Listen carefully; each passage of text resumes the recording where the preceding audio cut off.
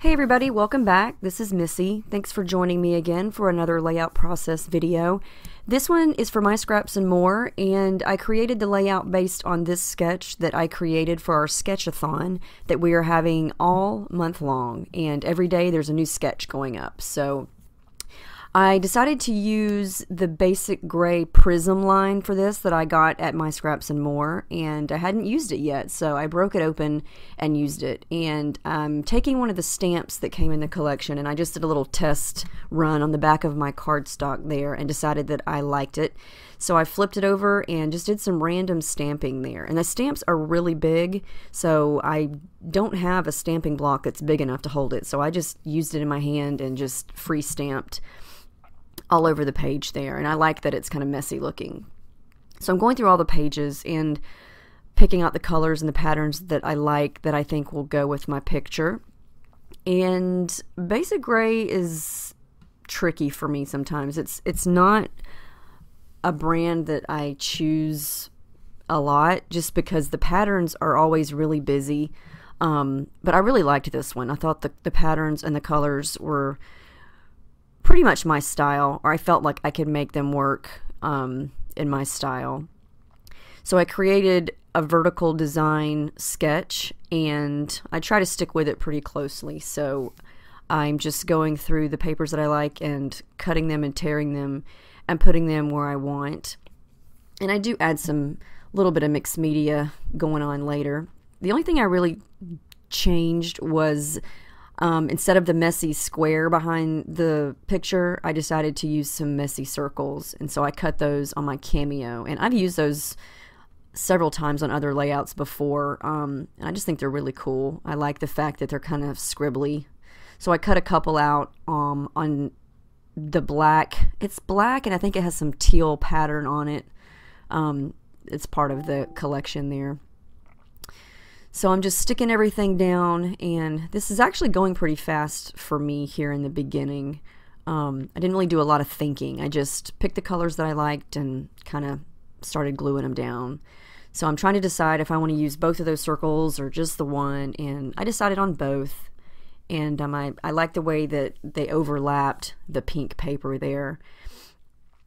And since those circles are kind of thin, I just used my stapler there and kind of tacked them down so they wouldn't move. And I wanted to add some of this.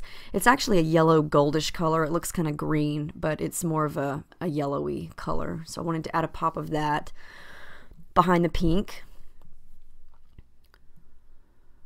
I'm finding that I'm using my stapler a lot more these days, and my ATG gun ran out of tape during this layout, and I just did not feel like stopping to refill it, so I just made it work with my stapler and my glue. So I'm taking my favorite black and white striped washi tape from Michaels and just adding a little bit of interest on the left side there. And I didn't tear the first piece long enough, and so I tried to tear a couple of other little pieces and add to it. So I think that looks pretty good so far, and there are a lot of little doodads, die cuts, acetate pieces, chipboard stickers, things like that that go with this collection. So I went through and just picked out ones that I think I might use, and I don't wind up using all of them. And I was out of pop dots, so when I run out, I just cut up the rest of it and use it because it's still basically pop dots. It's just in a different shape. So I like to do that. So I popped up the picture, and of course I always glue it or adhere it down with tape, and then it's never in the right spot, so I always have to pull it up. So here's where I get the idea to do some mixed media, and I couldn't find my plastic packaging, so I just took a big piece and cut it. Then I decided, oh wait, I need some gesso, so I just grabbed my white gesso that is getting low and just stuck my finger in the bottle and smudged it down. And I wind up adding liquid all over the page, and it probably gets spots that I did not cover with the gesso, but it actually works out okay. I didn't use a whole lot. Since I'm using the packaging technique, I didn't have to use a whole lot of water, so my paper really did not warp at all, which is always a good thing. So my my challenge here was to mix that orange color. The biggest piece of paper, I wanted to match that orange. So I mix a couple of my orangey watercolors there. And I'm so backwards with this layout. I don't think I've ever done mixed media after I've glued the picture down. This is so backwards. And I got some on the picture, but it came off. Usually I do all this and then add the picture, but I don't know. I don't know what I was thinking here. I don't think I really was thinking. I just was going for it. But I really like how that orange turned out. Then I decided I wanted to add some blue. So I add that to this side, the left side. It's so interesting how the packaging gives such a totally different look than if you just use the actual brush on the paper. I don't know, it looks so artsy, I think. So I add some pink, and at first I was thinking, oh, what have I done? But the more I dabbed and the more it dried and the colors kind of lightened up, I really liked how it turned out. So then I wanted to do something on the right, and I had actually put that design on the right-hand side of the sketch. So I just wanted to pull a couple of the colors from the cluster, or not the cluster, but the layers, and add to the right side. And I liked this checked border sticker. I wanted to use it a little bit, but I realized I had not used it on the left side, so I just tore it and added it to the back of my layers there, kind of like I would washi tape. And I didn't want it to be a huge something that stands out a lot. I just kind of wanted it to peek out.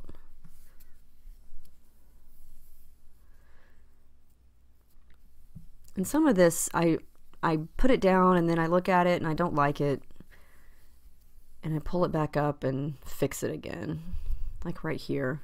I decide that that's too much, so I cut it in half and make it a thinner strip, and I think that looks much better.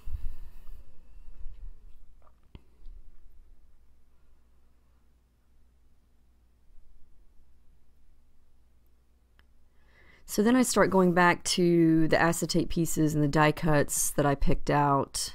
And again, I didn't go with a square. I kind of went with this oval part there.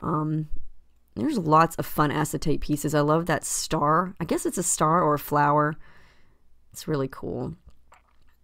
So I try to, the way my mind works is when I'm working on kind of like the opposite side of the page or a cluster in the opposite corner or something like that, I always try to pull in at least one thing of every color that is in the focal point part of the layout. So I want to make sure I have some of the blue, some of the black, some of the pink, some of the yellow, a little bit of everything kind of echoed on the other side.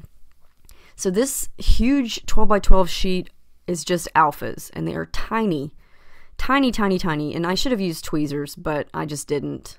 So it took me a while to peel off these tiny microscopic letters and put them down. But I just decided on Happy Happy Birthday for the title, and I cut birthday on some cardstock on my Cameo, and I added Happy Happy Happy in the blue, the yellow, and I think the orange. I really like how that side cluster came out. I like that flower, the pink flower there. There we go. So I've got all of my Happy Happy Happies there. Not a super original title by any means, but it was a birthday and that's what's being celebrated. So I thought, let's do that. So that's a sticker, and I want to add the date to it. So I get out my little date stamp and my little piece of paper there that I use as practice. I always stamp it first on something else. And I guess since it's kind of a slick sticker, it did not dry all the way. So when I flipped it over right here to add my pop dots to it, I smudged the ink.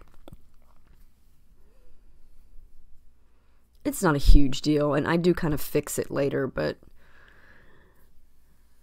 I did blow on it, and it still didn't dry all the way. So that was kind of a mess, but it's not a big deal. You got to have something a little homemade on your page, or else it just wouldn't be your own thing, right? Sometimes you just got to embrace the parts where you mess up. It just makes it look more homemade, I think. So I'm just going through adding my little pieces here and there. And my picture is of me and my best friend Jennifer, and we were celebrating her birthday. I think it was 2 years ago at the Texas Cattle Company, which has the best steaks ever. And she got herself one of those giant blue drinks.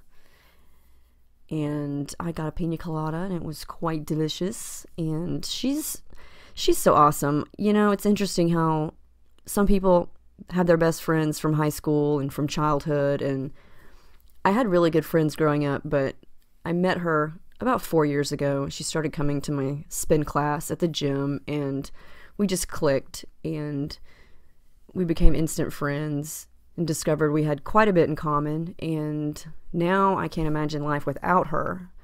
She came along in my life at a point where I didn't realize I needed a friend that badly.